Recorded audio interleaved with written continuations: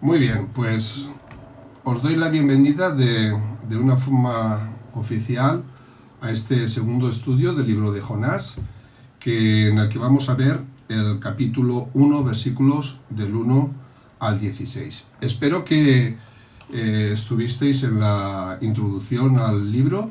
Si no, quiero deciros que en el canal de YouTube, ahí podéis encontrar todas las explicaciones que vamos subiendo, y también en Facebook.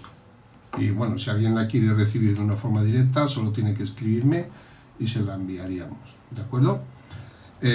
Bueno, pues hoy, como digo, voy a cerrar un poquito aquí, que se está oyendo el helicóptero. Eso es. Bueno, pues hoy vamos a estudiar el capítulo 1, versículos del 1 al 16 de Jonás. Jonás, el hombre que salió corriendo. Ese es el título que le hemos dado a la serie. Es una serie de 5 temas, y hoy estamos en el primer capítulo, que es el segundo tema, porque la semana pasada hicimos la introducción, ¿de acuerdo?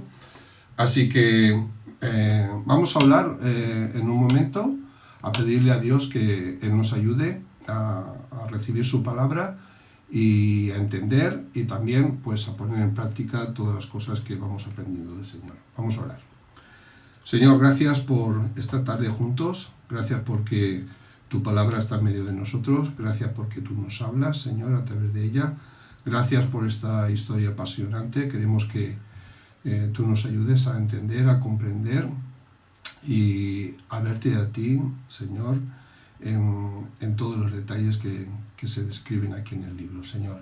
Queremos glorificarte y ensalzarte, y queremos servirte, y sabemos que tu palabra es la que nos da aliento, nos ayuda, nos da todas las cosas que necesitamos, Señor, para poder ser de bendición a los demás y para gloria tuya. Por eso te pedimos que tú estés presente en este estudio de una forma muy especial con nosotros, Señor. En el nombre de Jesús, amén.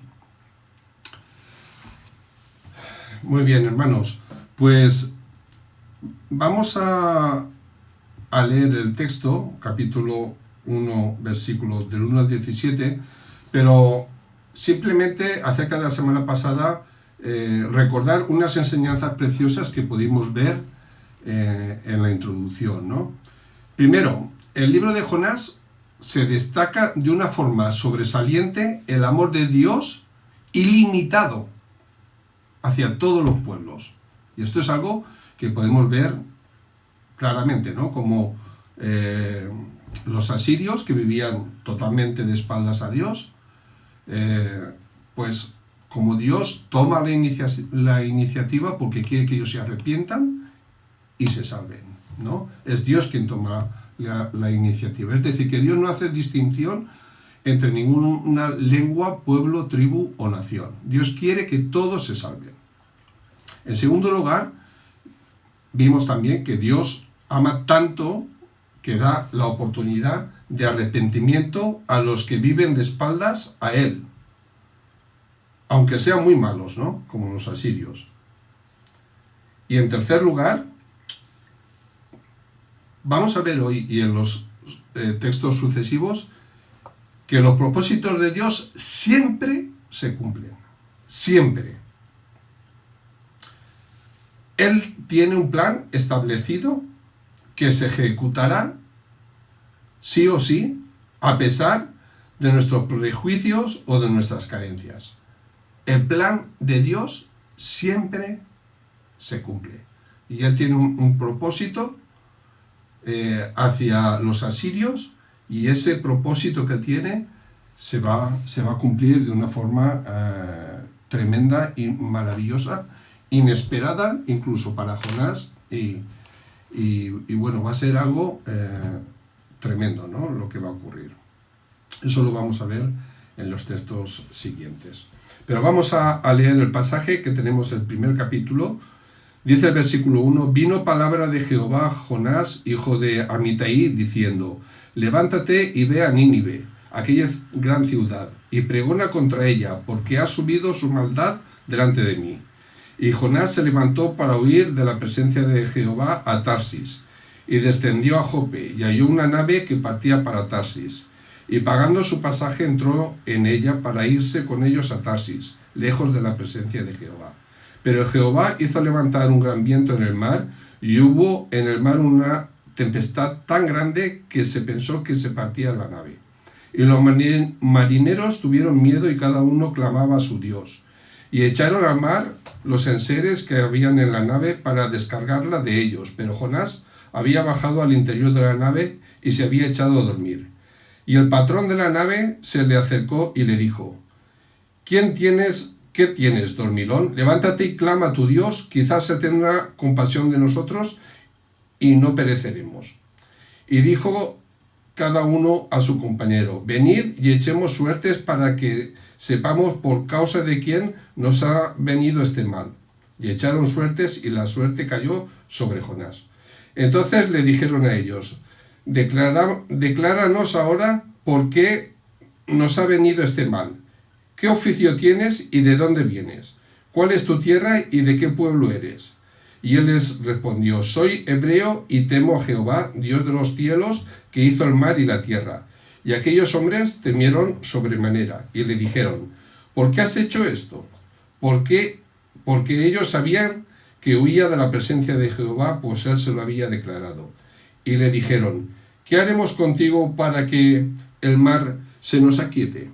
Porque el mar se iba embraveciendo más y más. Y él respondió: tomadme y echadme al mar, y el mar se os aquietará, porque yo sé que por mi culpa ha venido esta gran tempestad sobre vosotros. Y aquellos hombres trabajaron para hacer volver la nave a tierra, mas no pudieron, porque el mar se había embravecido más y más contra ellos. Entonces clamaron a Jehová y dijeron: te rogamos ahora, Jehová, que no perezcamos nosotros por la vida de este hombre, ni ponga sobre nosotros la sangre inocente, porque tú, Jehová, has hecho como has querido. Y tomaron a Jonás y lo echaron al mar, y el mar se aquietó de su furor. Y temieron aquellos hombres a Jehová con gran temor, y ofrecieron sacrificio a Jehová e hicieron votos. Pero Jehová tenía preparado un gran pez que tragase a Jonás. Y estuvo Jonás en el vientre del pez 3 días y 3 noches. Impresionante, ¿verdad? Bueno, vamos a ver en primer lugar el llamamiento y la misión en los versículos 1 y 2.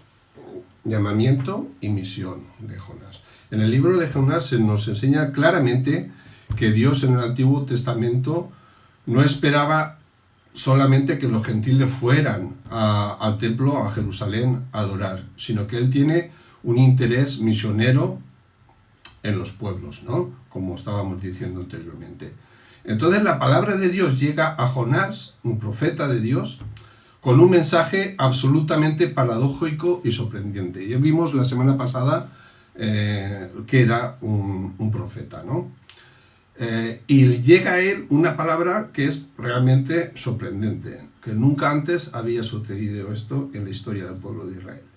Le dice: levántate y ve a Nínive, la gran ciudad, y proclama contra ella, porque su maldad ha subido hasta mí. Versículo 2. Es decir, que Jonás tenía que ir a Nínive y proclamar su maldad. Se trataba de ir a decirles todas las cosas malas que estaban haciendo. Tenía que denunciar la maldad y la crueldad de los asirios, ¿no? De los ninivitas, de aquella gran ciudad. Y bueno, entonces, ¿qué reacción se podía esperar por parte de Jonás? Pues yo no quiero hacer de abogado de Jonás, ¿no? Pero sabiendo cómo eran los asirios, pues realmente es tremendo, ¿no? Teniendo en cuenta que los asirios le arrancaban los labios a sus enemigos, literalmente.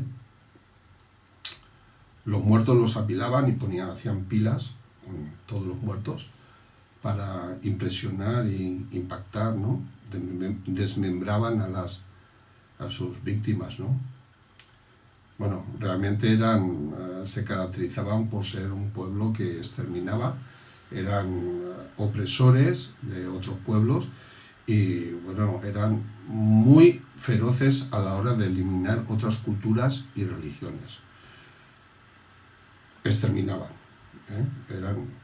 mataban a todo el mundo, ¿no? A este pueblo es al que Dios le envía a Jonás, con el propósito de declarar su maldad para que haya arrepentimiento y después del arrepentimiento, perdón. Es decir, Dios quiere perdonar a los ninivitas. Los quiere perdonar. Pero antes del perdón tiene que haber arrepentimiento. Entonces, Jonás tiene que ir a declarar la maldad que están haciendo, todo lo malo que están haciendo, todo el pecado, podríamos decir, ¿no? Para que ellos, reconociéndolo, se arrepientan y arrepintiéndose, pues entonces Dios los perdone. Por eso es absolutamente necesario que Jonás predique, porque Dios los quiere salvar. Y antes tienen que escuchar, arrepentirse, y entonces Dios los perdona.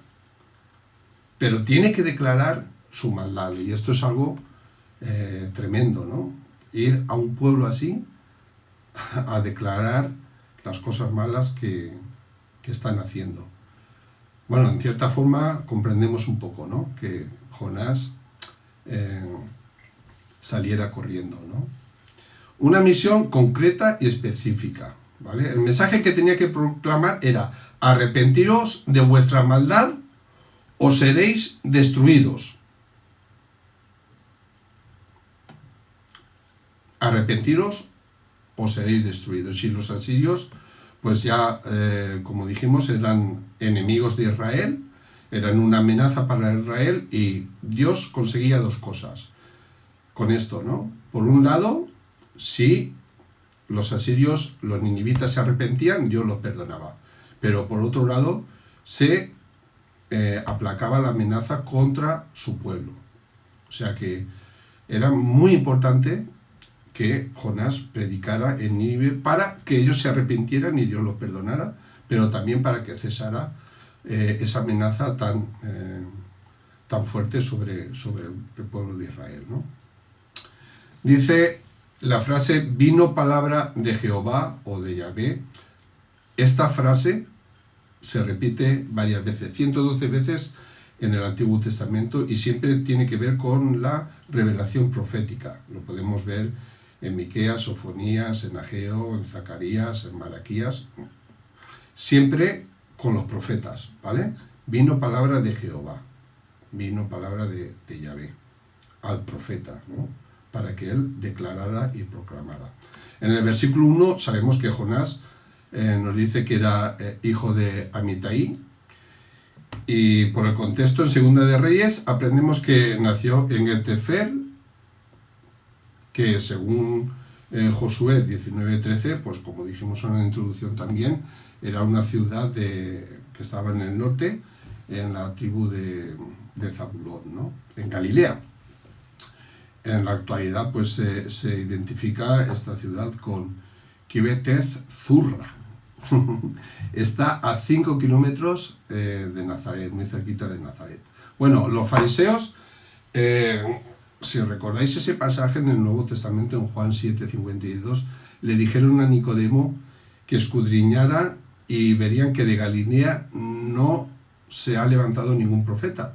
Y ahí se estaban equivocando, porque precisamente Jonás era de allí, ¿no? Entonces, los fariseos, que iban siempre de listos, ¿no? Pues ahí metieron un poco la pata, ¿no? Jonás era de allí, ¿no? Y Jonás era contemporáneo de Amós y Oseas, ¿vale? Versículo 2, ahí tenemos la orden de Dios, ¿no? El mandato de levántate y ve. O sea, es una orden. Tiene que ir, pero no simplemente ponerse en pie y ponerse en marcha, sino que tiene que ir ya. Tiene el original expresa un sentido de urgencia, como que, bueno, estos ya han llegado al tal extremo de sadismo que hay que predicarles ya, porque si no ya los voy a destruir, ¿no? O sea que levántate rápido y ve y predícales, ¿vale? Pero, bueno, como digo, Jonás es el único profeta que tiene que ir a un pueblo que no es de Israel a predicar un mensaje que tiene que ver con el pueblo donde él predica, ¿no? Y bueno, ya vemos pues que realmente pues, él tenía miedo, ¿no? Tenía miedo de ir a Nínive. Nínive era la capital del imperio asirio y era una de las ciudades más grandes, más importantes en el mundo antiguo. Dice, bueno, según la arqueología, que podría tener más de 120.000 habitantes. Una ciudad muy grande que se tardaba 3 días en cruzar, como tenemos en el mismo libro de Jonás. Y dice que tenía una muralla tan ancha que podían pasar 3 carros a la vez. O sea que era una ciudad imponente, muy grande. Es ahí donde Dios envía a Jonás, ¿vale? Y nos dice el versículo 3, y Jonás se levantó para huir de la presencia de Jehová a Tarsis y descendió a Jope y halló una nave que partía para Tarsis. Y pagando su pasaje, entró en ella para irse con ellos a Tarsis, lejos de la presencia de Jehová. Bueno, dice el versículo 3 que Jonás se levantó y se fue enseguida a Nínive, porque Dios se lo había dicho, ¿verdad? Pues no. No dice eso. Dice que se levantó y se fue enseguida, pero en dirección contraria. Él tenía que ir al este, a 900 kilómetros, a la ciudad de Nínive, y en cambio cogió la dirección totalmente contraria, se fue al oeste, ¿no? Bueno, esta ciudad, Tarsis, que podría ser que se refiriera a Tertésides, que bueno, estaba en la parte sur de España, a 3.500 kilómetros, ¿no?, de donde Jonás estaba. Prefirió ir a Jope, coger un barco que iba en dirección a Tarsis, ¿no? 3.500 kilómetros más allá, ¿no? Como si realmente pues él pudiera huir de Dios. Bueno, no sé si es que quería comer pescadito frito o tortilla de camarón, pero claro, vamos a ver la reacción y lo que pasó, ¿no? Es algo tremendo, ¿no? ¿Qué razones realmente tenía Jonás para huir? Pues aparte del miedo que ya hemos dicho, miedo a que lo mataran, porque ahí eran muy salvajes, ¿no?, los asirios. Pues Jonás se levantó, dice que para huir, y estaba haciendo algo tremendo. Estaba renunciando a su ministerio por no obedecer lo que Dios le estaba diciendo. Esto es algo importante, ¿no? Huir del deber es irse conscientemente de la presencia de Dios. Él tenía razones, pero estaba huyendo conscientemente de la presencia de Dios. Pero, claro, él no era un ignorante y sabía que Dios es omnipotente y lo que pretendía hacer era, pues, imposible. Por mucho que corriera, por muy lejos que se fuera, él sabía que realmente de la presencia de Dios no podía esconderse, ¿no? Muy posiblemente conociera el Salmo 139, versículos 7 a 10.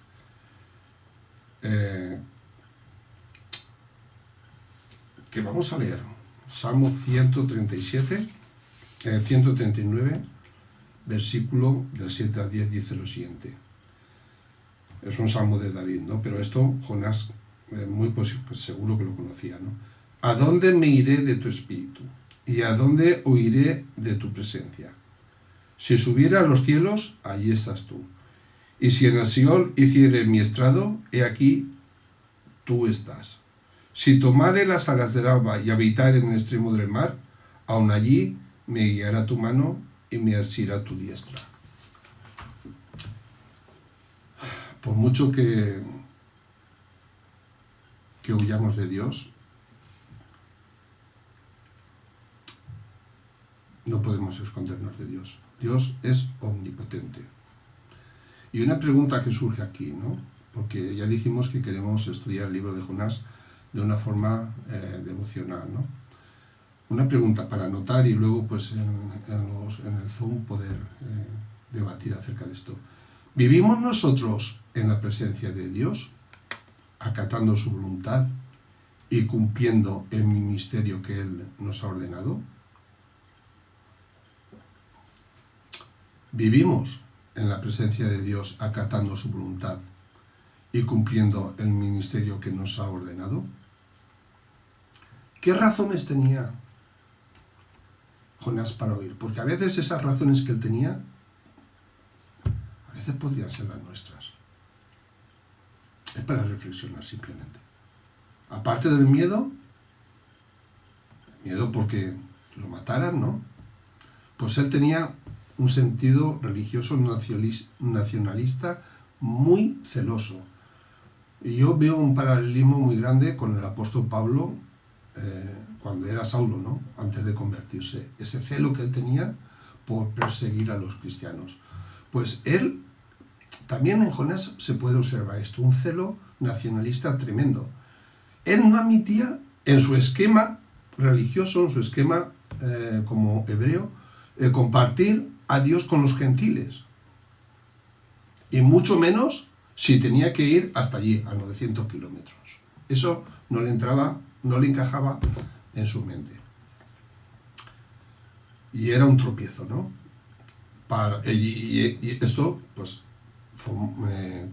contribuyó a que él desobedeciera, ¿no? En segundo lugar, si los asirios aceptaban el mensaje, esto podría ser muy negativo para el pueblo, porque Dios podría perdonarles. Y entonces, si Dios los perdonaba, ellos continuarían siendo una amenaza para Israel. O sea que lo mejor era, y este es el juicio de Jonás, lo mejor era no predicarles para que no se arrepientan y así Dios los juzgue y los castigue. O sea que para Jonás el juicio de Nínive ya estaba decretado. En tercer lugar, también tenemos que tener en cuenta que la popularidad de Jonás era notable, ¿no? Era un hombre, un profeta, reconocido por el pueblo y por los líderes en Israel, ¿no? Y él tenía que perder su posición allí para viajar y ir en contra de lo que la mayoría de Israel pensaban que había que hacer, y en contra de los enemigos. Tenía que ir para predicar en Nínive, en contra, dejando su prestigio, dejando su casa, dejando su familia, y esto pues podría ser tremendamente impopular para él. Bueno, en el capítulo 4, versículo 2, queda bien claro que en la mente de Jonás se mezclaban todos estos prejuicios que pues le habían llevado a tomar la decisión de salir corriendo. Fijaros lo que dice en el 4.2, ¿no? Que es algo tremendo. Dice: sabía yo que tú eres un Dios compasivo y clemente, lento para la ira y grande en misericordia, y que te arrepientes del mal con que amenazas. Fijaros, te arrepientes, es clemente y compasivo. Pero tú has dicho que vas a juzgar a los asirios, que son tan malos, ¿no? Tan asesinos, pero te arrepientes. Es como si Dios se desdijera, ¿no? De sus decretos. ¿Qué hizo Dios? Le envió un rayo y lo fulminó en ese momento. Pues no, ni muchísimo menos, ¿verdad? Dios no se lo impidió de momento y le dio tiempo para que pensara. Pero claro, su decisión trajo mucho dolor y sufrimiento a él y a otras personas, como vamos a ver, los marineros que le acompañaron, etc., ¿no? Una mala decisión que tuvo sus consecuencias. Pero vamos a ver cómo Dios tiene el control y cómo Dios es capaz de transformar estas situaciones. Y a veces tomamos malas decisiones en la vida, pero Dios, con su infinito amor y su infinita misericordia, es capaz de darle la vuelta a las cosas. Así como Dios transforma corazones y vidas, Dios también transforma situaciones. Y a veces, muchas veces, metemos la pata. Incluso a veces desobedecemos. Pero ahí, en esa situación, aún Él, el Señor, sigue teniendo el control. Y el propósito y el plan de Dios se va a cumplir, porque Él es el Señor, Dios Todopoderoso, omnipotente. Pero vamos a ponernos un poquito en la mente de Jonás. ¿Qué podía hacer un solo hombre frente a una ciudad de maldad donde el pecado era habitual? Si se arrepentían, él sería visto como un mal patriota de Israel por haber salvado a sus enemigos. Pretendía huir tan lejos como le fuera posible de Nínive. Y la identificación más probable, como he dicho, en esos Tartesos es la ciudad esta donde él quería ir, que se enroló en el barco, es una desembocadura del Guadalquivir en España, famosa por sus minerales, ¿no? Tenemos aquí algunas referencias en Jeremías 10:9 y Ezequiel 27:12. Partió de Jope, una ciudad costera, en una nave que iba a Tarsis. Nos da muchos detalles, ¿verdad? Pero además nos dice que pagó su viaje. O sea que era, claro, era un hombre honrado, ¿no? Huía de la misión, quería huir de Dios, pero bueno, cumplía con sus deberes sociales, ¿no? Los versículos 4 y 5 nos habla de la tormenta. Y muchas veces pasa esto, ¿no? Que cuando desobedecemos a Dios viene una tormenta. Y últimamente estoy pensando mucho en esto, en la situación, ¿no? Con el coronavirus y todo lo que está sucediendo. ¿No será que Dios nos ha traído esta tormenta por algo? ¿No será que nos estamos, me refiero a la humanidad, ¿no?, alejando muchísimo de la voluntad de Dios? ¿No será que Dios quiere que hayan cambios en nuestras vidas, en la iglesia también? Bueno, son preguntas que surgen aquí del texto, ¿verdad? Pero vamos a ver la tormenta. Y sigo diciendo que Dios tiene el control. También en la tormenta que estamos viviendo en el mundo en estos momentos sobre el coronavirus, que no os quepa ninguna duda que Dios sigue teniendo el control. Dios sigue teniendo el control, pero Dios tiene un plan y tiene un propósito. Y ese plan y ese propósito se van a ejecutar a pie juntillas, tal y como Él lo ha pensado, ¿no? En el versículo 4 vemos la intervención de Dios. Fijaros, ya aquí el Señor interviene de una forma maravillosa. Dice, pero Jehová hizo levantar un gran viento en el mar y hubo en el mar una tempestad tan grande que se pensó que se partía la nave.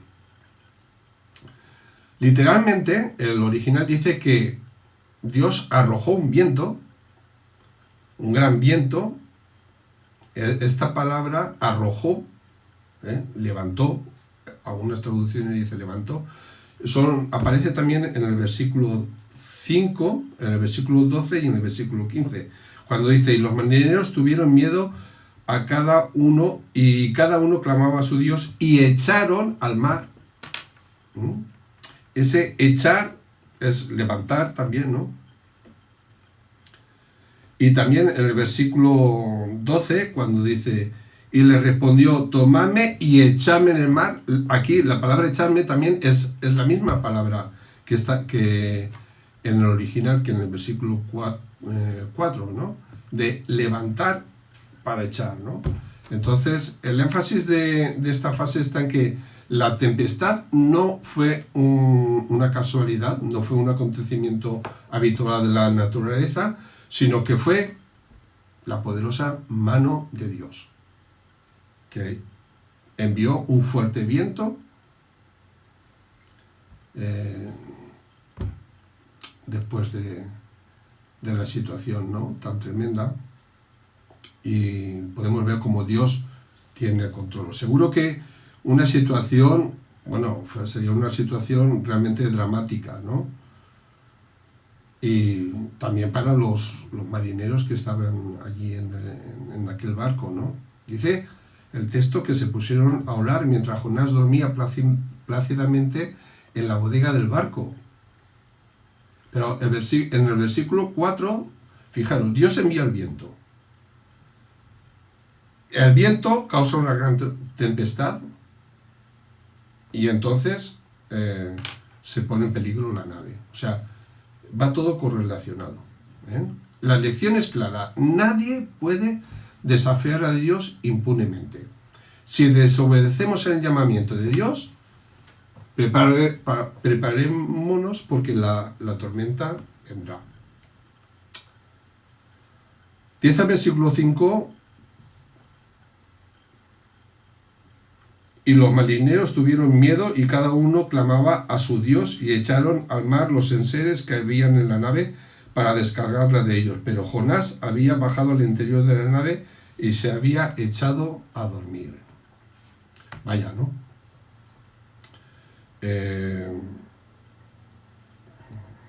Mientras los marineros están, bueno, dice, tienen miedo, claman a sus dioses. Seguramente pues habrían marineros de distintas naciones en aquel barco, politeístas, cada uno oraba a su Dios y echan los enseres al mar. Esto contrasta con lo que hace Jonás. ¿Jonás qué hace? Baja al interior de la nave, se acuesta y se duerme. ¿Veis el contraste? Y dice que los marineros clamaron a sus dioses, ¿no? Y arrojaron los enseres para aligerar la nave y que no se hundiera. Y Jonás se baja al fondo de la nave, se acuesta y se duerme. Bueno, se cree que la nave, pues, dicen los eruditos, ¿no?, que muy posiblemente fuera de origen fenicio. Y allí pues habían gente de muchas naciones, como digo, y cada uno pues oró a su Dios, ¿no? Pero Jonás no. Esto es chocante, ¿verdad? Jonás se queda dormido. Versículos del 6 al 10, ahí tenemos el descubrimiento de lo que sucede, ¿no? Jonás les cuenta lo que ha pasado, ¿no? Es una confesión realmente, ¿no? Muy importante esto. Dice la Septuaginta que hace una traducción muy graciosa porque dice que Jonás roncaba. Estaba tan dormido que incluso roncaba, ¿no? Y se le acercó el capitán del barco muy cabreado diciéndole, ¿por qué estás sumido en sueño? Levántate e invoca a tu Dios. Tal vez sea grato Elohim para nosotros y no nos perdamos. El barco se hunde y hay urgencia. Podemos ver que el capitán está realmente indignado, ¿no?, en el texto, ¿no? Están todos preocupados y Jonás está durmiendo. Se ha quedado absolutamente roque, ¿no? Bueno, fue una bronca tremenda que el capitán le da a Jonás, y es curioso ver cómo un pagano insta a un siervo de Dios a que ore. Un pagano, como el capitán, diciéndole a Dios que tiene que orar para que todo pase, ¿no? Cuando Jonás fue despertado y dijo a los marineros que él era judío y que adoraba a Dios, Dios de los cielos y de la tierra, inmediatamente ellos comprendieron que ahí estaba la clave de la tempestad y de todo lo que estaba pasando. Inmediatamente entendieron. La huida de Jonás de la voluntad de Dios había generado esa situación tan de vida o muerte, ¿no? Y ahora, pues, se había enterado todo el mundo. Antes era una cosa que llevaba él con Dios. Pero ahora eso ha salido a la luz. Y los marineros, los compañeros en el barco, ya saben el por qué ha venido esa tormenta, que es por culpa de él, ¿no? Pero fijaros lo que dice el versículo 9. Y les dijo a ellos: soy hebreo y temo a Jehová, Dios de los cielos, que hizo el mar y los cielos. Podría haber dicho soy de Israel, pero no.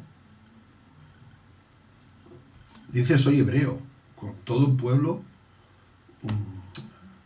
como uniendo, digamos, lo que decíamos del el norte y el sur, ¿no?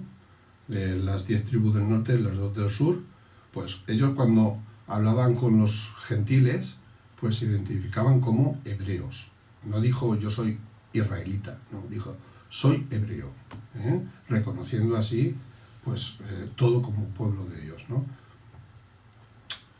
Y bueno, podemos ver cómo menciona a Jehová, a Yahvé, y él declara que es Dios creador y que él tiene todo el poder, y como tal, pues él es el que ha desencadenado esa tormenta.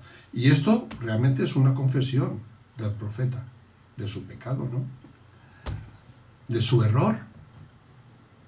Está confesando que Dios es omnipotente, que Él es creador, que Él es el Señor, y lo que está sucediendo es por su culpa, ¿no? En los versículos 10 y 11 experimentaron los hombres un gran temor y le dijeron: ¿qué es esto que has hecho? Pues supieron los hombres que de Yahvé él huía. Cuando él se lo hubo dicho a ellos, le dijeron: ¿qué te habremos de hacer para que se aquiete la mar? ¿Qué tenemos que hacer? Fijaros, le preguntan a él qué tienen que hacer para que se tranquilice todo. En la actitud de los marineros podemos ver que, bueno, sin conocer íntimamente a Dios, tienen temor por lo que Jonás les había declarado. Habían aceptado lo que él les había dicho y tienen una sensibilidad, yo creo que incluso mayor que la del profeta en ese momento, ¿no? Puesto que Jonás parece poseer la clave para que el conflicto termine, los marineros le piden su consejo para encontrar la solución. Y el profeta tiene una salida que, bueno, es impactante también, ¿no? La muerte para que todo eso termine. Y observar que la confesión de Jonás no produjo el fin de la tempestad. Simplemente con confesarlo no fue suficiente. Es más, dice el texto que el mar se embravecía más y más. Importante esto muy a tener en cuenta porque yo creo que aquí hay un principio bíblico, que la confesión no es suficiente para el perdón de los pecados. Hace falta un sacrificio. Jonás dijo: es necesario que yo muera para que todo esto pase, ¿no? Hace falta un sacrificio. Vamos a ver luego esto un poquito más. El versículo 12 les dice a ellos: tomadme y echadme al mar, y el mar se os aquietará, porque yo sé que por mi causa ha venido esta gran tempestad sobre vosotros. Qué fuerte, ¿verdad? Fijaros que él está dispuesto a ofrecer su vida por esos pocos marineros, que seguramente eran también, seguramente no seguro, no eran del pueblo de Israel, no eran hebreos. En cambio, cuando Dios lo manda a Nínive, una ciudad con más de 100.000 habitantes, no quiere ir. Pero por ellos está dispuesto a sacrificarse. Dice versículos 13 al 15: y aquellos hombres trabajaron para hacer volver y aquellos hombres trabajaron para hacer volver la nave a tierra, mas no pudieron, porque el mar se iba embraveciendo más y más contra ellos. Entonces clamaron a Jehová y dijeron: te rogamos ahora, Jehová, que no perezcamos nosotros por la vida de este hombre, ni ponga sobre nosotros la sangre inocente, porque tú, Jehová, has hecho como has querido. Y tomaron a Jonás y lo echaron al mar. Y el mar se aquietó de su furor. Y temieron aquellos hombres a Jehová con gran temor, y ofrecieron sacrificios a Jehová e hicieron votos. Tremendo, ¿verdad? Al final, Jonás fue echado en el mar, y dice: inmediatamente la tempestad cesó. Confesión y sacrificio. Muy importante aquí la traducción, ¿no?, de los versículos en el original, porque hay aspectos muy sobresalientes en cuanto a la obra de nuestro Señor Jesucristo. La palabra, como digo, lo que Jonás dice es: alzadme. La palabra que traducimos por tomadme y echadme en el mar, ¿no?, como dice Jonás, el original es alzadme. Y esto es muy importante por ese paralelismo que tenemos aquí con lo que Jonás hizo, con lo que muchos años después, 800 años después, iba a hacer Jesús en la cruz. Es un anticipo. Por eso podemos decir que en este momento Jonás está siendo una figura de Cristo. Claro, lógicamente respetando las diferencias que hay, ¿no? Jesús era el Hijo de Dios,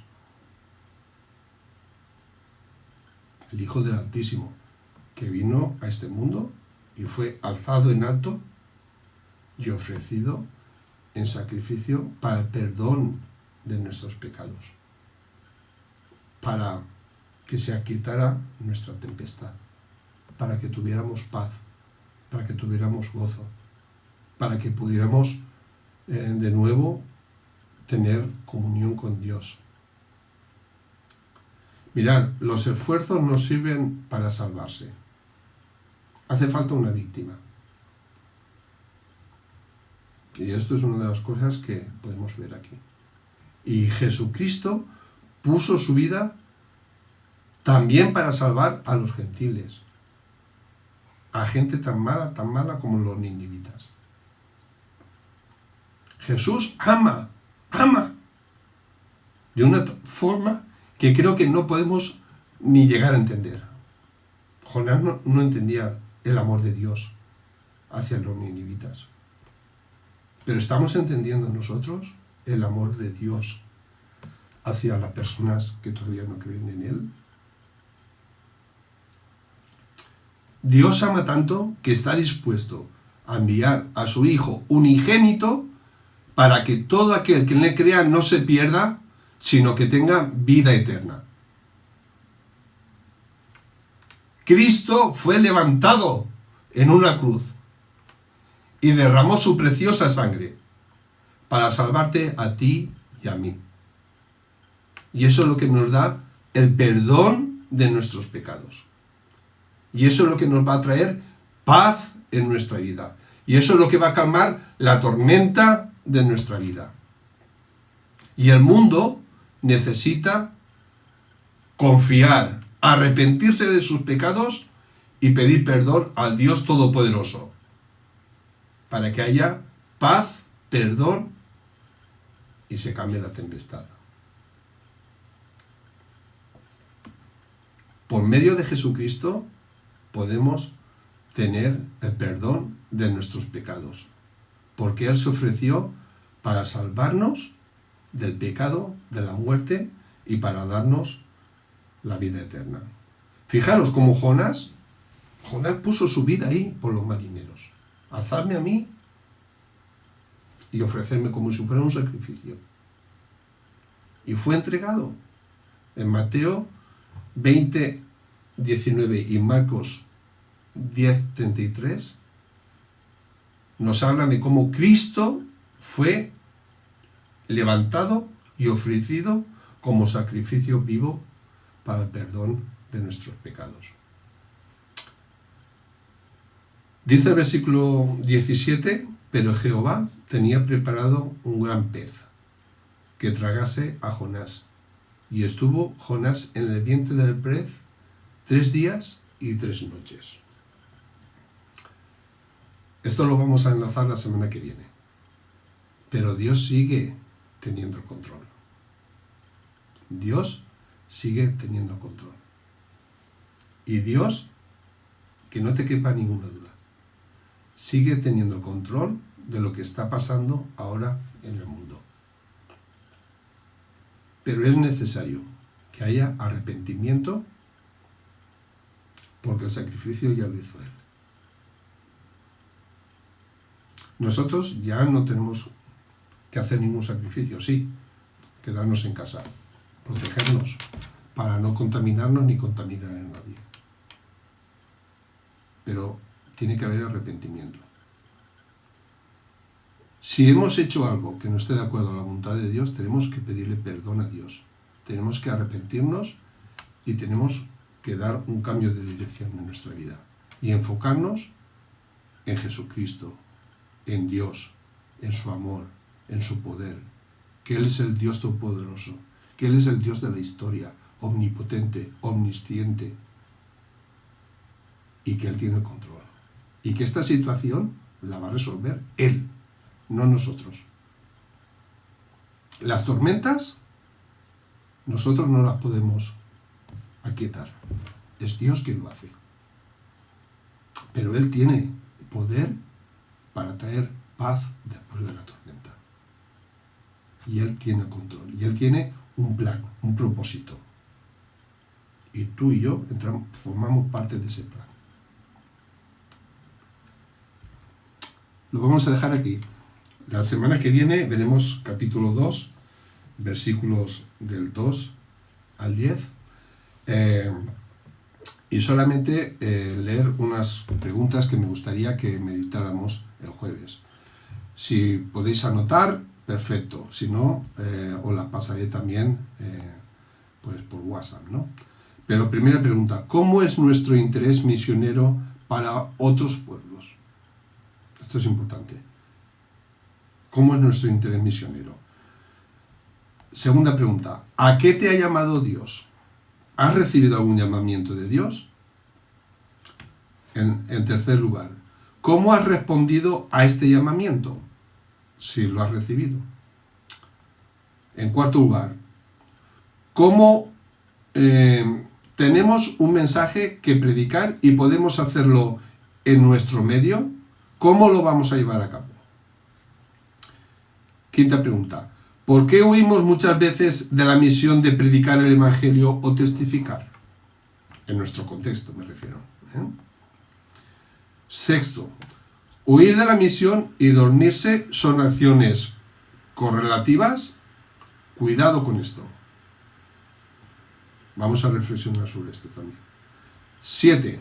Jonás era un profeta con una base doctrinal, ¿no? Pero era desobediente a Dios. Vamos a ver qué pasa ahí. Y la octava pregunta y última, ¿qué idea tenemos de la soberanía de Dios? ¿Qué pensamos en cuanto a Dios como soberano? ¿Vale? Muchas gracias por estar todos ahí, atentos, y también por los devocionales que vamos a poder hacer entre semana. Nos volveremos a conectar el jueves a las 7:30 y también tenemos reunión el viernes a las 7:30. Una reunión interactiva que, bueno, ahí pues también podemos participar y aprender unos de otros. Y el próximo domingo por la mañana estamos pasando los enlaces de la iglesia de Valencia en Alboraya, nuestros queridos hermanos. Es muy interesante las predicaciones y los estudios que se están haciendo. Y luego por la tarde, pues a la misma hora, 6:30, tendremos esta emisión en directo. Si quieres formar parte del Distrito 13, solo tienes que mandar un mensaje, un WhatsApp, al número de teléfono 633-250-588. Y ahí te añadiremos en nuestra lista de difusión para que puedas recibir pues todas las predicaciones y todas las reuniones que tenemos. Por favor, conéctate con Distrito 13 a través de internet. Hasta que será dentro de poco, podamos volvernos a reunir en nuestro hogar. ¿Vale? Que el Señor bendiga y muchas gracias.